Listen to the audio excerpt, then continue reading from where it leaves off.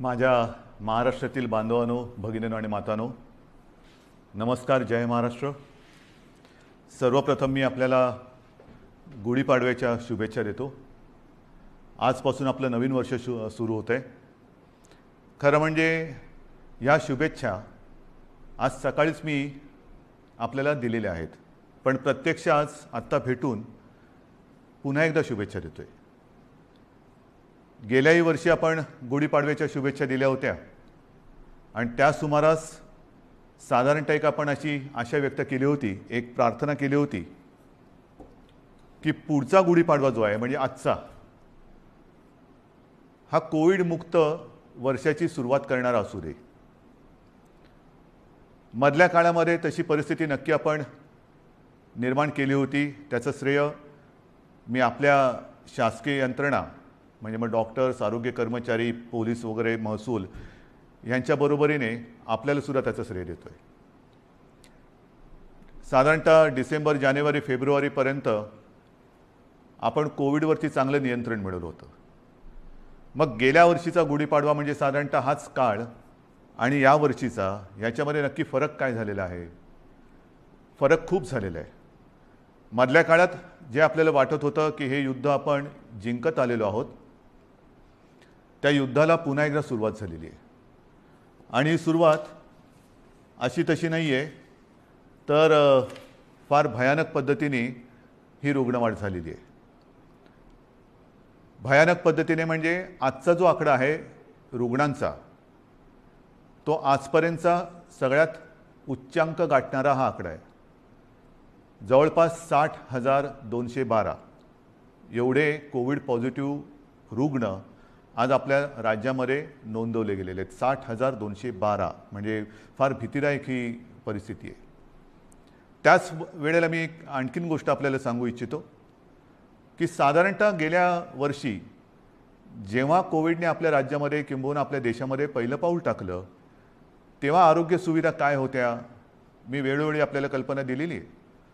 कोविडसाठी चाचणी करणारी जी लॅब आपण म्हणतो ती आपल्या राज्यात 1 किंवा 2च होत्या. आज सर्व मिळून जवळपास 523 चाचणी केंद्र आपल्या राज्यामध्ये आहेत. आता तुम्ही म्हणाल तुम्ही 523 सुरू केलेत, ते केलेलीच आहेत, पण तरी देखील चाचणीसाठी आणि चाचणीचे रिपोर्ट यायला उशीर लागतोय. कारण सरळ आहे की आता त्या वाढवलेल्या सुविधासुद्धा आपल्याला अपुऱ्या पडायला लागलेल्या आहेत. प्रत्येक गोष्टीची एक क्षमता असते, त्या क्षमतेपेक्षा अधिक भार जर कोणत्याही यंत्रणेवरती पडला किंवा टाकला तर साहजिकच आहे काही काळ हे असं चालत राहील आणि मग काही काळानंतर ती यंत्रणा कोलमडून पडेल.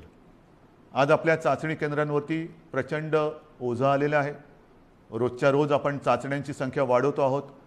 साधारणतः 85,000 करत होतो, ते आता 2.25 लाखापर्यंत गेलेले आहे. अजूनही वाढवतो आहोत. मुंबईमध्ये सुद्धा आपण खूप वाढ केलेली आहे.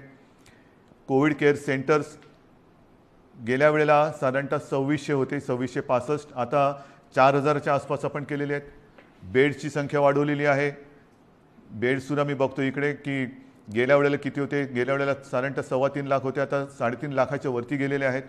म्हणजे याच्यामध्ये सगळे आले, आयसोलेशन बेड्स आले, व्हेंटिलेटरचे आले, साधारणतः मध्यम लक्षणाचे आले, सगळेच. पण आता या सुविधांवरती भार यायला लागलेला आहे.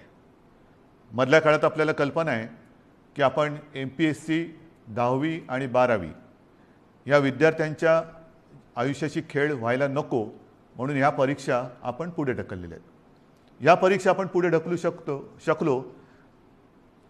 कोविडची लाट कमी झाल्यानंतर ते आपण घेऊ शकतो, पण आपली जी परीक्षा सुरू आहे ती परीक्षा मात्र आपण पुढे ढकलू शकत नाही. माझे तर म्हणणे लवकरात लवकर त्याच्यामध्ये आपल्याला उत्तीर्णच व्हावंच लागेल. आज चहूबाजूने आपल्यावरती दडपण येते, ऑक्सिजनची कमतरता जाणवते. मी मुद्दामून आपल्याला हे सांगतोय याचं कारण की मी गेले काही दिवस समाजातील प्रत्येक घटकाला सोबत घेण्याचा प्रयत्न करतो आहे. त्यांच्याशी चर्चा, संवाद करण्याचा प्रयत्न करतो आहे. सगळ्यांचं एकमत करण्याचा प्रयत्न करतो आहे. साहजिकच आहे मतमतांतरही असणारच, पण ही मतमतांतरं किती काळ आपण चर्चा करत बसायची, चर्चा चर्चा चर्चा, निष्पन्न काहीच नाही. हे आता परवडणारं नाही आहे. कारण हा जो कालावधी आहे, हा जो वेळ आहे, हा एकदा जर का आपल्या हातातून निघून गेला तर मग आपल्या मदतीला कोणी येऊ शकणार नाही. आणि ही सगळी परिस्थिती आता मी जी तुम्हाला सांगतो आहे, साधारणतः आज आपल्या राज्यामध्ये 1200 मेट्रिक टन ऑक्सिजनचं उत्पादन दर दिवशी होतं. 1200 मेट्रिक टन. आजच्या घडीला आपण 100% ऑक्सिजनचा वापर हा पूर्णपणे आरोग्य सुविधांसाठी, म्हणजे ज्यांना कोविडमध्ये ऑक्सिजनची आवश्यकता आहे, प्राणवायू, त्यांच्यासाठी वापरतो 100%. आणि हा वापर जर 1200 मेट्रिक टन आपला रोजचा उत्पादनाचा आकडा मी आपल्याला सांगितला, तर साधारणतः आजच आपण 950 ते 1000 टन प्रतिदिन एवढा ऑक्सिजन कोविड रुग्णांसाठी वापरतो आहोत. म्हणजे किती आपण काठोकाठ आलो ते बघा. बेड्स मिळत नाही आहेत, ऑक्सिजन आत्ता अपुरा पडायला लागलेला आहे. रेमडेसिवीर औषधांची प्रचंड मागणी वाढलेली आहे. रेमडेसिवीरचं सुद्धा मधल्या काळामध्ये मागणी एकदम खाली गेली आणि ती खाली गेल्यानंतर कंपन्यांनी उत्पादन जवळपास कमी केलं किंवा ना थांबवलं. अचानक मागणी वाढली आणि मागणी वाढल्यानंतर हे औषध पुन्हा तयार करायला साधारणतः त्याला, हे त्यांच्या शब्दात जे मला थोडंफार कळतं आहे, समजतं ते मी तुम्हाला सांगतोय, की ते औषध मॅच्युअर व्हायला 2 ते 3 आठवडे लागतात. आता तेवढा कालावधी त्याला द्यावा लागतो. आता हळूहळू हा पुरवठा आपल्याकडे सुरू झालेला आहे. आपण ही औषधं कुठेही कमी पडू देणार नाही. जिथून मिळतील तिथून आपण घेतो आहोत. ऑक्सिजनसुद्धा मी मुद्दामून आपल्याला हा नकाशा आपल्यासमोर दाखवतो आहे. केंद्राकडे आपण विनंती केलेली आहे. एक 4-5 दिवसापूर्वी माननीय पंतप्रधानांसमवेत जी व्हिडिओ कॉन्फरन्स झाली, त्या व्हिडिओ कॉन्फरन्समध्ये सुद्धा ही परिस्थिती मी त्यांना सांगितली. साहजिकच आहे, पंतप्रधान आहेत, त्याच्यामुळे मी काही वेगळं सांगण्याची आवश्यकता नाही. रोजच्या रोज त्यांच्याकडे हा अहवाल जातो आहे. रुग्णसंख्या किती आहे, एकही रुग्णसंख्या किंवा मृत्यू आपण लपवत नाही आहोत, हे तर तुम्हाला पहिल्यापासून माहिती आहे. पारदर्शकपणाने सगळ्या गोष्टीला तोंड देतो आहोत, धाडसाने तोंड देतो आहोत, हे महत्त्वाचं आहे. काही लपवत नाही आहे. आणि म्हणून मी त्यांना विनंती केली की पंतप्रधान महोदय, की आम्हाला आत्ताची जी काय परिस्थिती आहे ती पाहिल्यानंतर येत्या काही काळामध्ये ऑक्सिजनची आवश्यकता लागणार आहे. आमच्या इथे जे कारखाने आहेत किंवा जे उद्योग आहेत त्यांना मी विनंती केलेली आहे, त्यांनी तसं कबूल केलेलं आहे. त्यांच्या क्षमतेप्रमाणे ते आपल्याला ऑक्सिजन द्यायला त्यांनी सुरुवातही केलेली आहे. पण तरी देखील आपल्याला अधिकचा जो ऑक्सिजन लागणार आहे तो आम्हाला इतर राज्यातून आणण्यासाठी परवानगी द्या आणि ती वाहतूक सोयीस्कर होईल याच्यासाठी सुद्धा मदत करा. आता हे त्यांना सांगितल्यानंतर साधारणतः हा नकाशा बघा. ह्या नकाशामध्ये कुठून कुठून ऑक्सिजन आणण्यासाठी आपल्याला त्यांनी परवानगी दिलेले ते आपल्याला कळेल. विशेषतः ही जी राज्य आहेत ईशान्येकडची, ही किती 1000 किलोमीटरवरती आहेत, किती शेकडो किलोमीटरवरती. म्हणजे इतर राज्यातून जर का ऑक्सिजन आणायचं झाला तर त्यालाही यायला किती वेळ लागणार आहे हे सुद्धा आपल्याला माहिती असणं गरजेचं आहे. म्हणजे हा एकदम शेवटचा जो आहे पश्चिम बंगालमधला आहे तो 1300 किलोमीटरवरती. म्हणजे असे खूप काही शेकड्यापासून, म्हणजे काही आपल्या राज्यात आहेत, परंतु इतर राज्यांमध्ये सुद्धा जे कारखाने किंवा ऑक्सिजन उत्पादक आहेत त्यांच्याकडनं आपल्याकडे ऑक्सिजन यायला रस्त्याने आणि रोजचा किती येणार, किती आणणार, सुरळीत पुरवठा आपल्याला पाहिजे. आणि त्याच्यासाठी मी माननीय पंतप्रधानांना काही विनंत्या करतो आहे. त्या बाकीच्या तर मी आपल्याकडे सांगतोच, पण एक विनंती मी त्यांना करतो आहे, ज्याच्याबद्दल मी अधिकृत पत्र पण लिहितो आहे, की ही रस्त्याने आता ऑक्सिजन आणेपर्यंत आमच्याकडे फार विचित्र परिस्थिती निर्माण झालेली आहे. मला कल्पना नाही असं करता येणं शक्य आहे का. असेल तर आपल्याला लष्करी तज्ज्ञांची मदत घेऊन जर हवाई वाहतुकीने आमच्याकडे ऑक्सिजन आणू शकलो आपण आणि आणू शकत असू तर कृपा करून आम्हाला नुसती परवानगी नाही तर एअरफोर्सला सांगून आम्हाला मदत करायचे तसे आदेश द्या. एवढी निकड आता आपल्याला ऑक्सिजनची लागलेली आहे. कारण तुम्हाला मी हा नकाशा दाखवला. आपल्याकडनं टँकर जाणार, तिकडनं ते भरणार, त्याच्याकडनं ते आपल्याकडे येणार.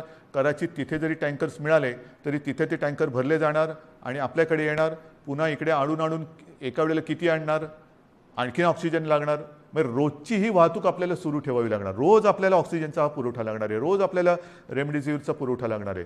आणि ही सगळी परिस्थिती बघितल्यानंतर मग मात्र आपल्याला ही आपत्कालीन परिस्थिती आहेच ही धरून हवाई वाहतुकीने लष्कराच्या मदतीने सुद्धा जर करता येणं शक्य असेल तर कृपा करून तशी मदत आम्हाला करावी अशी विनंती मी आपल्या माध्यमातून सुद्धा, म्हणजे आता या फेसबुक लाईव्हच्या माध्यमातून आणि मी स्वतः व्यक्तिगत फोनही करीन आणि पत्रसुद्धा लिहितोय.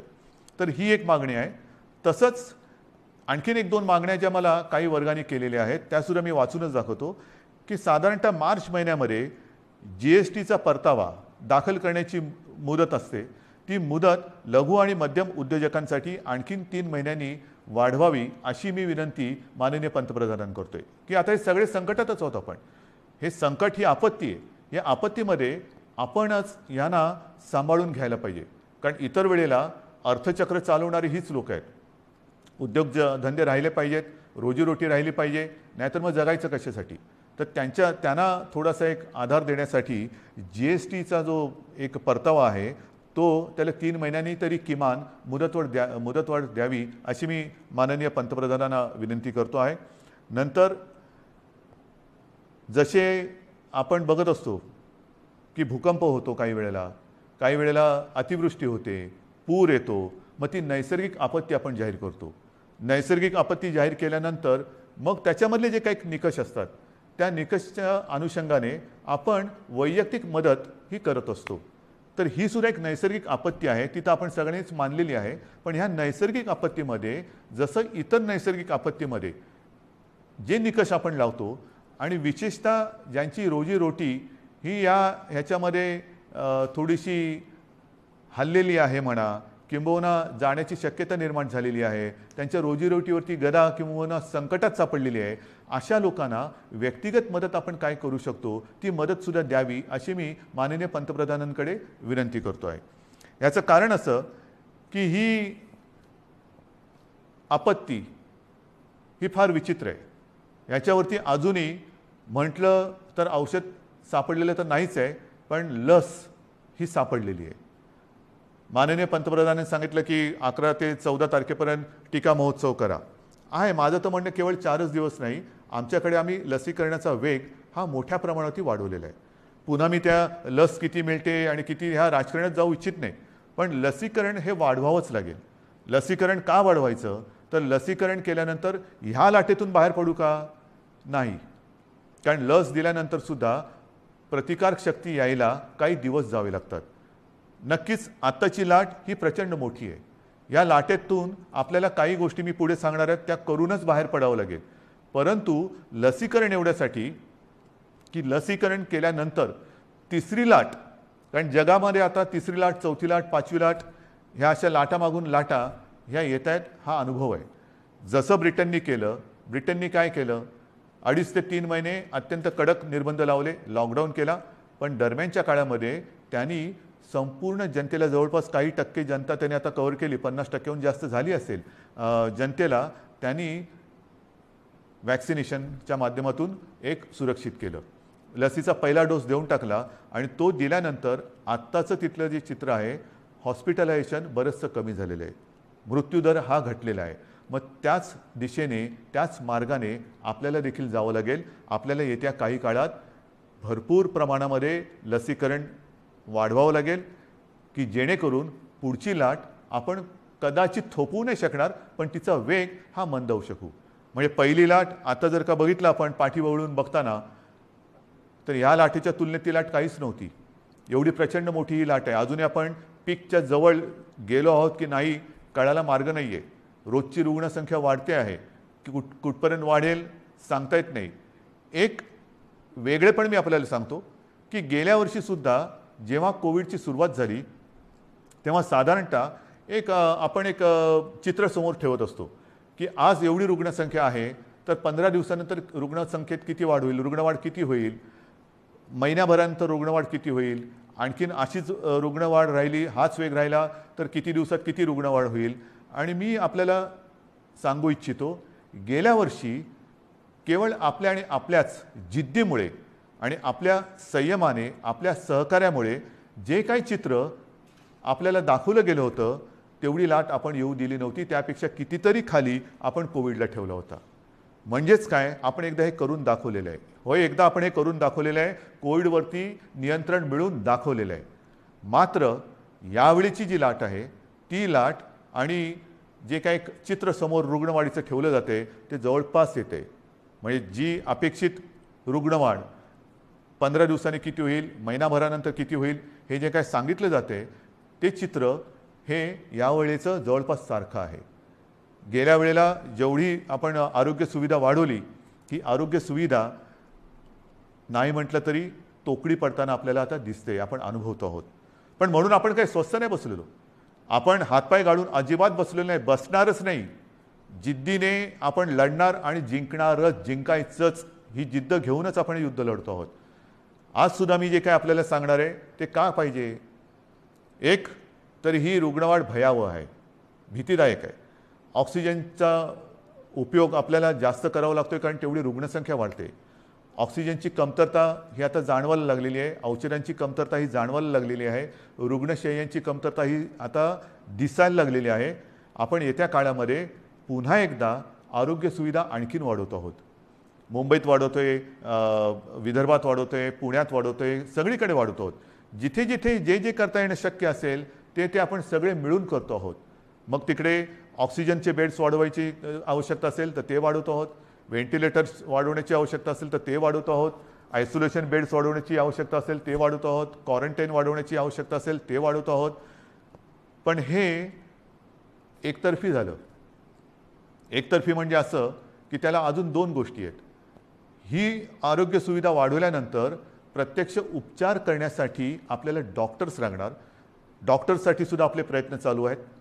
आत्ता नवीन जे विद्यार्थी आपले उत्तीर्ण झालेले आहेत त्यांना आपण आवाहन करतो आहोत की तुम्ही पण या, त्यांचीसुद्धा आपण आरोग्याची काळजी घेणार आहोत, त्यांनासुद्धा आपल्यासाठी आपल्यासोबत घेणार आहोत. त्याचबरोबरीने मी जसं गेल्या वर्षी एक आवाहन केलं होतं की निवृत्त झालेले काही डॉक्टर्स किंवा डॉक्टर कधी तसे निवृत्त होतच नाहीत, पण परिचारिका असतील, आरोग्य कर्मचारी असतील, त्यांनासुद्धा मी आवाहन करतो आहे की तुम्हीसुद्धा पुन्हा एकदा ह्या महाराष्ट्रावरती कोसळलेल्या नैसर्गिक संकटात मदतीला, नुसतं मदतीला नाही मी म्हणत, लढायला पुढे या, लढण्यासाठी पुढे या. सर्व स्वयंसेवी संस्था आहेत, सेवाभावी संस्था आहेत, व्यक्ती आहेत, त्यांनासुद्धा मी आवाहन करतो आहे की आता वेळ आलेली आहे, तुम्हीसुद्धा या. जे जे आपण करता येणं शक्य असेल आणि जे जे तुम्ही करू शकाल ते ते करण्यासाठी आणि हे युद्ध जिंकण्यासाठी तुम्ही सरकारच्या सोबत या. बांधवांनो आणि भगिनीनो, ही उणी काढण्याची वेळ नाही आहे. मी गेल्याही वेळेला सांगितलं होतं, सर्व राजकीय पक्षांना पुन्हा एकदा आवाहन करतो आहे की उणी काढत बसू नका. आता जर का उणी काढत बसलो तर महाराष्ट्र आपल्याला माफ नाही करणार. राजकारण आपण वृत्तपत्रात वाचलं की माननीय पंतप्रधानांच्या समवेत झालेल्या व्हिडिओ कॉन्फरन्समध्ये सुद्धा मी त्यांना हीच विनंती केली की देशातील सर्व प्रमुख राजकीय नेत्यांना एकत्र बोलून व्हिडिओ कॉन्फरन्सच्या माध्यमातून सर्वांना सांगा की आत्ता राजकारण बाजूला ठेवा. हे फार मोठं संकट आहे. आपण एकत्र येऊन जर का लढलो नाही, जर आपण याला साथ म्हणत असू तर आपण सुद्धा एक साथ आलो पाहिजे, एक साथ लढलं पाहिजे, तरच या साथीवरती आपण विजय मिळवू शकतो. आणि म्हणून ही सगळी परिस्थिती आपल्याला सांगितल्यानंतर नाईलाजाने मला काही गोष्टी ह्या थोड्याशा बंधनात्मक आपल्याला कराव्या लागणार आहेत. आणि मला खात्री आहे की हे जे निर्बंध आपण लावतो आहोत हे केवळ आणि केवळ आपल्यासाठी आहेत. मला आनंद होतोय असं कृपा करून समजू नका. मी गेले महिनाभर साधारणतः याची कल्पना देत आलेलो आहे की असं नाही झालं तर काय होईल, तसं नाही झालं तर काय होईल. आपण तसं म्हटलं तर बराचसा वेळ चर्चेमध्ये आणि विचारविनिमयात घालवलेला आहे. आता मात्र कडक पावलं उचलण्याची आवश्यकता आणि ती वेळ तो क्षण आलेला आहे. मग काय करायचं. मी एकदम काही लॉकडाऊन असं म्हणत नाही आहे, पण काही निर्बंध हे साधारणतः त्या सदृश्य आहेत. कारण ही साखळी जर का तुटली नाही तर ही साखळी आपल्याला पूर्ण गुरफटून गुंबरून टाकल्याशिवाय राहणार नाही. आपल्याला रोजीरोटी महत्त्वाची आहेच, त्याहीबद्दल मी बोलणार आहे. पण रोजीरोटीच्या बरोबरीने आधी जीव वाचवायला पाहिजे. जीव वाचलं तर सगळं काही आहे. आणि जीव वाचवणं हाच आत्ता आपल्यासमोरचा महत्त्वाचा मुद्दा आहे. आणि तो वाचवण्यासाठी मी पुन्हा एकदा सगळ्यांना हात जोडून विनंती करतो आहे की आजपर्यंत जी काही निर्बंध आपण टाकलेले होते त्या निर्बंधात आता आपण अधिक वाढ करतो आहोत. आणि हे निर्बंध उद्या 8 वाजल्यापासून, संध्याकाळी 8 वाजल्यापासून आपल्या राज्यात लागू होतील. एक फक्त अपवाद थोडा आपल्याला करावा लागणार आहे, कारण तिथे 2-4 दिवसामध्ये मतदान आहे, ते म्हणजे पंढरपूर मंगळवेढा मतदारसंघ, विधानसभा मतदारसंघ. आपल्याला कल्पना आहे की तिथले आपले लोकप्रतिनिधी भारत भालके यांचं कोरोनामुळेच निधन झालं होतं. दुर्दैवाने ते आपल्यातून गेले आणि त्यांची जी जागा आहे त्या मतदारसंघात येत्या 2-5 दिवसामध्ये मतदान आहे. मतदान झाल्यानंतर मात्र तिकडे सुद्धा हे निर्बंध अत्यंत कडकपणाने लागू होतील. म्हणून मी थोडंसं माझ्या आणि आपल्या सगळ्यांच्या मनाविरुद्ध असलं तरी ह्या काही गोष्टी आपल्याला सांगतो आहे. मला खात्री आहे की आजपर्यंत जसं सहकार्य आपण मला केलं, ज्या ज्या गोष्टी मी आपल्याला सांगितल्या त्या गोष्टी आपण पाळल्या, तसंच सहकार्य येत्या काही दिवसासाठी आपण मला कराल आणि तसं करावं अशी मी पहिल्याप्रथम आपल्याला विनंती करतोय. काही निर्बंध मी आपल्याला वाचून दाखवतो आहे आणि बाकीचे सर्व निर्बंध जे आहेत, सगळे नियम आहेत, ते लवकरात लवकर हे प्रसिद्धी माध्यमाच्या माध्यमातून आणि आपल्या जी काही साईट आहे त्याच्यावरती अपलोड केले जातील की जेणेकरून सर्वांना अत्यंत स्पष्ट शब्दात त्याची कल्पना येईल. जे निर्बंध आहेत ते असे आहेत की उद्या संध्याकाळपासून आपण ब्रेक द चेन म्हणजे ही शृंखला तोडायची, आपल्याला तोडावीच लागेल. आणि ती तोडण्यासाठी आपण राज्यात 144 कलम लागू करतो आहोत. म्हणजेच आजपर्यंत ही दिवसा जमावबंदी आणि रात्री संचारबंदी असं होतं, कधी रात्री जमावबंदी करत होतो. आता मात्र आपल्याला पुढचे किमान 15 दिवस राज्यामध्ये संचारबंदी लागू करावी लागत आहे. अनावश्यक येणं जाणं हे आपल्याला आता पूर्ण बंद, मी टाळणं म्हणत होतो, आता ते पूर्ण बंद करावं लागणार आहे. कोणत्याही व्यक्तीला अतिआवश्यक काम किंवा योग्य कारण नसेल तर घराबाहेर आपण आता पडू द्यायचं नाही आहे. मी तर विनंती करतोय की हे मी नियम सांगतोय, पण मला आपल्याकडनं उलटं पाहिजे की जसं एक शब्द आहे जनता कर्फ्यू, जनता ठरवते की नाही आम्हीच आता हे करणार किंवा हे करणार नाही, तसं तुम्ही ठरवायचं आहे की नाही ना आता तसं अनावश्यक काही काम आणि आहे ना बाहेर संकट, तर मग मीच कारण नसताना घराबाहेर पडणार नाही. मी आता कोरोनाला मदत करणार नाही, मी सरकारला मदत करणार, मी माझ्या नागरिकांना मदत करणार. आपल्याला आता प्रत्येकाने ठरवलं पाहिजे की कोणाला मदत करायची, कोरोनाला मदत करायची की कोरोना विरुद्ध लढणाऱ्या सरकारला आणि माझ्या माता भगिनींना आणि बांधवांना मदत करायची. हा निर्णय आता ज्यांनी त्यांनी घ्यायचा आहे की कोरोनाला मदत करणारे कोण आहेत आणि कोरोना विरुद्ध लढणारे कोण आहेत, कोरोना दूत कोण आहेत आणि कोविड योद्धे कोण आहेत, हे आता आपल्याला आता कळणार आहे. आणि म्हणून मला असं वाटतं की काही गोष्टी ज्या आहेत त्याच्यात आवश्यक कॅटेगरी सेवा व उपक्रम वगळून सर्व आस्थापना, सार्वजनिक ठिकाणे, इतर सेवा बंद राहतील. सकाळी 7 ते रात्री 8, सकाळी 7 ते रात्री 8 ह्या काळामध्ये आपण अत्यावश्यक सेवा ज्या आहेत त्या चालू ठेवणार आहोत. एक गोष्ट मी मुद्दामून सांगतोय की आपण सार्वजनिक वाहतूक व्यवस्था बंद करत नाही आहोत, म्हणजे लोकल्स बंद करत नाही आहोत, बस सेवा बंद करत नाही आहोत. मात्र त्या केवळ आणि केवळ अतिआवश्यक कामासाठीच वापरल्या जातील. आणि त्यातून त्या चालू का ठेवतोय तर जीवनावश्यक सेवा सुविधा देणारा जो कर्मचारी वर्ग आहे त्याचं येणं जाणं, कारण त्या जर का बंद पडल्या म्हणजे पाणी आहे, आपले सफाई कामगार आहेत, त्यांना कुठेही तसं आपण सांगू शकत नाही वर्क फ्रॉम होम, घरी राहा आणि शहर स्वच्छ करा, घरी राहा आणि शहराचा पाणी पुरवठा सुरळीत ठेवा, नाही, त्यांना संकट असो वा नसो आपल्यासाठी आपल्याला सेवा सुविधा देण्यासाठी रोज कामावर यावंच लागणार आहे. आणि म्हणून त्यांची ये जा ही सुलभतेने व्हावी म्हणून आपण पब्लिक ट्रान्सपोर्ट हे चालू ठेवतो आहोत.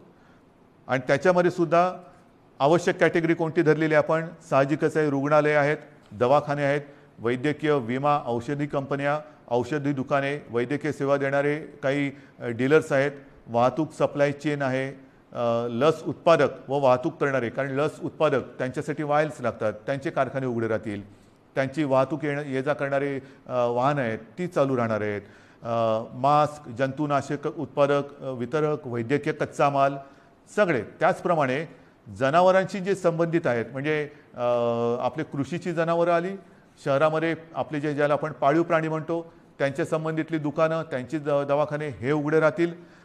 शीतगृहे, वेअरहाऊसिंग, हवाई वाहतूक, रेल्वे, बस, ऑटो, विविध देशांची राजनैतिक कार्यालय. नंतर तोंडावरती पुन्हा पावसाळा आलेला आहे. एप्रिल तर अर्धा गेला, येत्या 1.5 महिन्यामध्ये पाऊस येणार. पावसाळ्याची जी काही कामं आहेत ती पावसाळी पूर्वच करावी लागतात. तर ती पावसाळ्यासाठीची पावसाळीपूर्वीची जी कामं आहेत ती सगळी चालू राहतील. त्याच्यानंतर बँक्स, रिझर्व्ह बँक इंडिया आणि त्यांच्याशी संबंधित सगळे सेबीने मान्यता दिलेली कार्यालय आहे, दूरसंचार सेवा व त्यांच्याशी संबंधित देखभाल व दुरुस्ती करणारे, ह्या सगळ्या गोष्टी, ई कॉमर्स असेल, ह्या सगळ्या आहेत. त्याच्यानंतर अधिस्वीकृतीधारक पत्रकार, त्यांनासुद्धा आपण यातनं त्यांना मुभा दिलेली आहे जाण्या येण्याची. पेट्रोल पंप चालू राहतील, पेट्रोलियम उत्पादन आहेत, कार्गो सेवा, डेटा सेंटर्स, IT सेवा, शासकीय व खाजगी सुरक्षा मंडळं, ह्या सगळ्या गोष्टी ह्या आपण चालू ठेवतो. हे आहेत, बऱ्याच गोष्टी आहेत. त्याची संपूर्ण मी आता वाचत नाही आहे, पण ह्या गोष्टी ह्या प्रसिद्धी माध्यमाच्या माध्यमातून आपल्याकडे येतील, त्याबरोबर आता अपलोड पण केल्या जातील. तेवढ्या आणि तेवढ्याच चालू राहतील. बाकीची कृपा करून मी आपल्याला विनंती करतो आहे की ह्या सेवा किंवा इतर काही आपली वाहतूक आहे ती बंद राहणार आहे. बांधकामामध्ये सुद्धा आणि इतर जे काही उद्योग आहेत त्यांनासुद्धा मी सांगतो आहे की तुम्हीसुद्धा जिथे जिथे तुमच्या साईट्स आहेत, एक तर त्या साईटवरती तुमच्याकडे सुविधा असेल तर तुमच्या कर्मचाऱ्यांची सोय तिथल्या तिथे करा. त्यांना उगाचच तिथून त्यांच्या घरी, त्यांच्या घरातून तिथे, म्हणजे कोविडची ये जा जशी व्हावी तशी त्यांची ये जा होऊ देऊ नका. त्यांच्या माध्यमातून कुठे कोविड पसरू देऊ नका. त्यांच्या आरोग्याची खबरदारी घ्या. जर का करायची तुमच्या कॅम्पसमध्ये सुविधा नसेल, पण काही उद्योग असे आहेत की त्यांनी त्यांच्या कर्मचाऱ्यांची एक वसाहतच वसवलेली आहे, ठीक आहे, तो कारखान्यात येईल, तिथून त्याच्या वसाहतीत जाईल, तिथून पुन्हा इकडे. एवढ्यापुरतं वाहतुकीची व्यवस्था तुम्ही करू शकत असाल तर तुमचा उद्योग चालू ठेवायला काही हरकत नाही आहे. आपल्याला अनावश्यक सगळ्या गोष्टी, सगळी ये जा ही थांबवायची आहे. म्हणून कृपा करून अनावश्यक गोष्टी ज्या आहेत त्या टाळायला पाहिजे. आता हॉटेल्स, रेस्टॉरंट यांनासुद्धा आपण त्यांच्यावरती पूर्वीप्रमाणेच निर्बंध असतील आणि टेक अवे व होम डिलिव्हरी एवढंच करता येईल. कर्मचाऱ्यांना लसीकरण आता हे बंधनकारक आहे. रस्त्यावरच्या खाद्य विक्रेत्यांना सुद्धा त्यांना आपण का परवानगी देतोय की अनेक गोरगरीब असे आहेत की ज्यांच्याकडे एकेका खोलीत ते 5-5, 7-7, 8-8 लोक राहतात. एका खोलीत एवढे लोक राहतात, त्यांच्याकडे स्वयंपाकघराची सोय नाही, मग बाहेर त्यांना खावं लागतं. आणि मग ते खाणार कुठे? जर रेस्टॉरंट्स आणि इतर ज्या काही गोष्टी आहेत त्यांना आपण टेक अवे घरी पार्सल नेण्यासाठी परवानगी देत असू, तर रस्त्यावरच्या खाद्य विक्रेत्यांना सुद्धा सकाळी 7 ते रात्री 8 ह्या वेळेमध्ये तिथल्या तिथे नाही, त्यांनी सुद्धा ते पॅक करून जो कोणी गोरगरीब येईल त्याला ते देण्याची व्यवस्था करावी. आपल्याला गर्दी टाळायची आणि अनावश्यक वाहतूक तर नाहीच पाहिजे. ह्याच्यामध्ये आवश्यक सेवेसाठी लागणारे उत्पादन करणारे उद्योग हे पूर्ण क्षमतेने चालू ठेवण्यात येतील आणि या उत्पादनांची निर्यात करणारे उद्योगसुद्धा चालू ठेवण्यात येतील. आपल्याला या सगळ्या गोष्टींची मी कल्पना देतो आहे. आता हे झाल्यानंतर काही गोष्टी अशा आहेत की बाबा हे सगळं तुम्ही निर्बंध सांगितले, मग आमच्यासाठी तुम्ही काय करणार? रोजीरोटीचं काय? मी मगाशी आपल्याशी बोलताना बोललो की माननीय पंतप्रधानांना आपण सांगतो की नैसर्गिक आपत्तीत व्यक्तिगत लाभ जसे आपण देऊ शकतो त्या अनुषंगाने काही लाभ ह्या नैसर्गिक आपत्तीत द्यावे अशी माझी विनंती आहे. मात्र राज्य सरकार म्हणून अन्न सुरक्षा जी आपली योजना आहे त्या योजनेअंतर्गत जे सगळे लाभार्थी आहेत, ह्या लाभार्थ्यांना प्रति व्यक्ती 3 किलो गहू आणि 2 किलो तांदूळ याप्रमाणे 1 महिना आपण आता मोफत धान्य देणार आहोत पुढच्या 1 महिन्यासाठी. म्हणजे कुठेही आपण त्यांची कदाचित रोजी ही मंदावली असेल पण रोटी थांबू देत नाही आहोत. त्यांच्यासाठी अन्नधान्याची व्यवस्था आपण करतो आहोत आणि याच्यामध्ये नोंद केलेले जे आपल्याकडे लाभार्थी आहेत त्यांची संख्या साधारणतः 7 कोटी आहेत. म्हणजे 7 कोटी जे आपले नागरिक आहेत ह्या वर्गात मोडणारे, त्यांना आपण पुढच्या महिन्यामध्ये, म्हणजे आजपासून जेव्हापासून ही बंधन उद्यापासून सुरू होतील, 1 महिना प्रत्येकी 3 किलो गहू आणि 2 किलो तांदूळ याप्रमाणे 1 महिना मोफत आपण धान्य देणार आहोत. तसंच आपल्याला सर्वांना कल्पना आहे, सरकार आल्यानंतर आपण 10 रुपयात शिवभोजन थाळी ही गोरगरिबांसाठी सुरू करण्याची योजना जाहीर केली. ती जाहीर केली, योजना सुरू झाली आणि कोविड आला.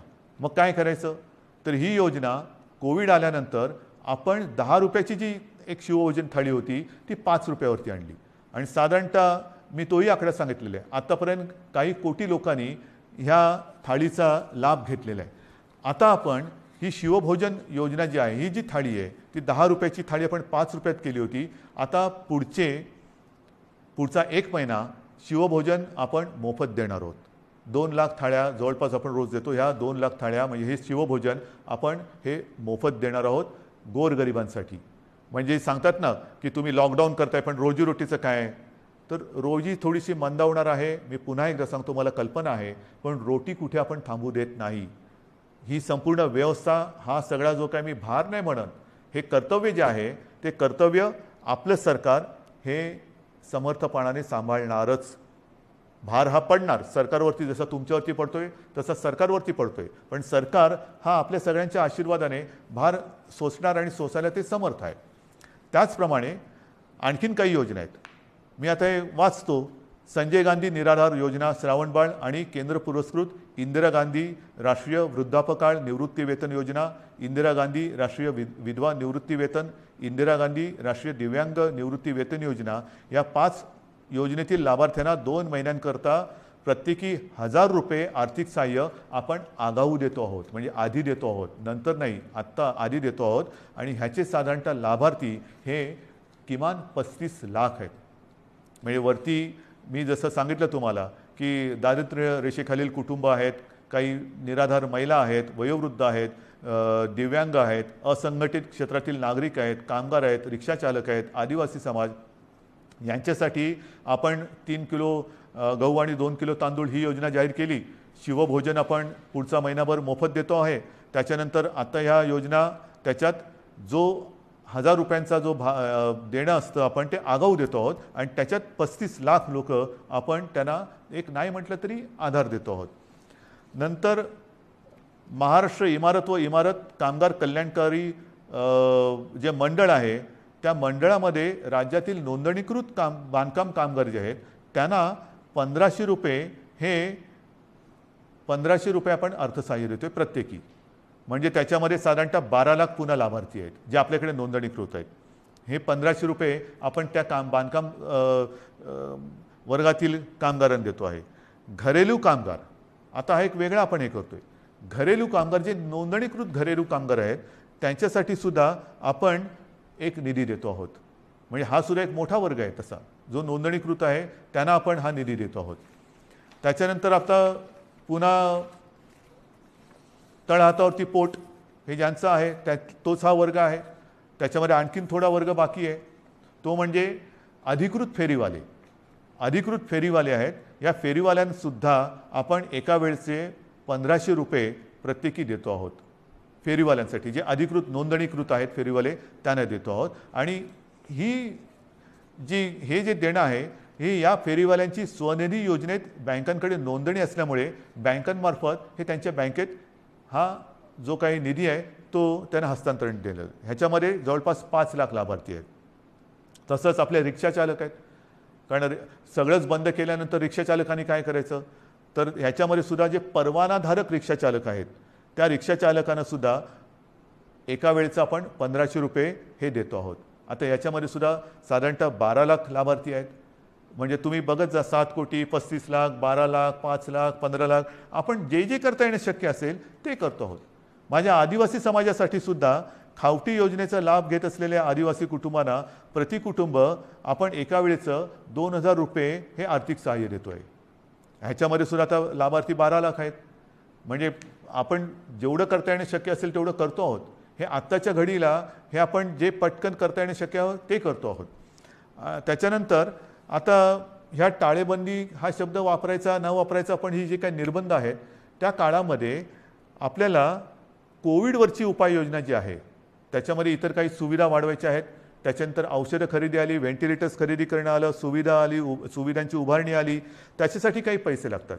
तर त्याच्यासाठी आपल्या जिल्हाधिकारी त्यांना काही पैसे आपल्याला त्यांच्याकडे देऊन ठेवावे लागतात की तुम्हाला आवश्यकतेनुसार, कारण पटकन आता रुग्ण आला आणि काही गरज लागली तर विचारत बसायचं नाही, जे जे करता येणं आवश्यक आहे ते तिकडे करायचं.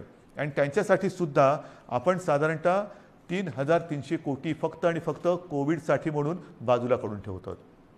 म्हणजेच काय की आपण हा सगळा जर का एक आढावा घेतला तर ढोबळमानाने हे सगळं आपण करण्यासाठी जवळपास 5400 कोटी रुपये आपण हे विविध ज्याला आधार देतो म्हणतो, तुम्ही नुसती मदत नाही पण एक आधार देण्यासाठी आणि कोविड वाढू नये, वाढलाच तर औषधोपचारासाठी सुविधांसाठी म्हणून आपण एवढा एक निधी बाजूला काढून ठेवतो आहे. आणि म्हणून मला असं वाटतं बांधवांनो आणि भगिनींनो, मी सगळी परिस्थिती आहे ही आपल्यासमोर ठेवलेली आहे. ऑक्सिजनची सुद्धा परिस्थिती आपल्याला सांगितलेली आहे, बिकट आहे. पुन्हा एकदा सांगतो, साधारणतः आपल्या राज्याची क्षमता ही 1200 मेट्रिक टन प्रतिदिनी उत्पादनाची आहे. आज जवळपास 950 मेट्रिक टनपर्यंतचा वापर ऑक्सिजनचा फक्त आणि फक्त कोविडग्रस्त रुग्णांना, ज्यांना ऑक्सिजनची आवश्यकता आहे, ज्यांचा श्वास घ्यायला त्यांना त्रास होतो आहे, ही कल्पनासुद्धा करणं अशक्य आहे, अवघड आहे की श्वास रोखला जातो म्हणजे काय होतं आहे, घुसमटणं म्हणजे काय आहे.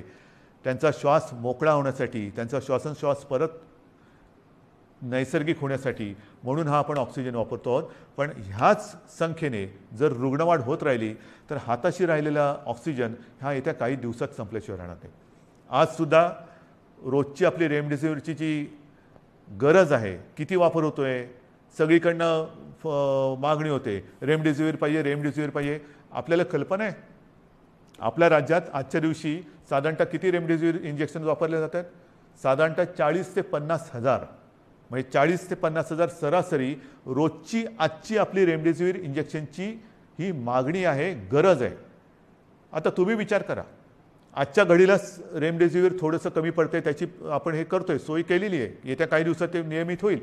पण जर काही रुग्णसंख्या, रुग्णवाढ अशीच राहिली, याच पटीत वाढत राहिली तर येत्या काही दिवसामध्ये रेमडेसिवीरची आवश्यकता ही दुप्पट होणार आहे. म्हणजे जिकडे 50 हजार असेल तिकडे 1 लाख होणार आहे. 1 लाख म्हणजे अजून एवढीच रेमडेसिवीरची आवश्यकता आपल्याला आहे. हे सगळं मी अत्यंत प्रामाणिकपणाने आपल्यासमोर ठेवलेलं आहे.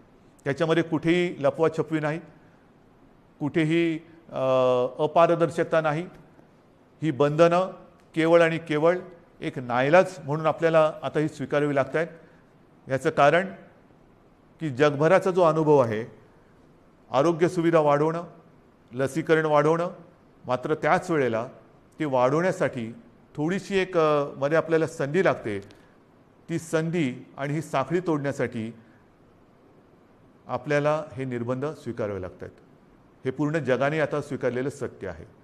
आणि म्हणून माझी आपल्याला हात जोडून विनंती आहे की ही बंधनं ही एकतर्फी टाकलेली नाही आहेत. ही बंधनं टाकण्यामागे जो उद्देश आहे तो केवळ आणि केवळ प्राण वाचवणे हाच एक उद्देश आहे. आनंददायी ही परिस्थिती नाही आहे, घाबरण्यासारखं सुद्धा तसं नाही आहे, कारण आपण समर्थपणाने ह्याचा मुकाबला करतो आहोत. आजपर्यंत जे सहकार्य आपण मला केलं, जसं मला आपल्या कुटुंबातील एक आपण मानता, त्याच तळमळीने आणि त्याच प्रेमाने आणि त्याच आपुलकीने माझ्यावरती मी पुन्हा सांगतो, टीका करणारे किती करत असले तर त्या टीकेची पर्वा न करता आपल्याशी जी माझी बांधिलकी आहे त्या बांधिलकीला स्मरून आणि तिला जागून मी केवळ आणि केवळ माझ्या राज्याच्या, माझ्या माता भगिनींच्या, माझ्या बांधवांच्या हितासाठी ही निर्बंध आपल्यावरती थोडीशी लादत आहे. कृपा करा, न चिडता, न रागावता, समजून घेऊन सहकार्य करा आणि ही लढाई जिंकायला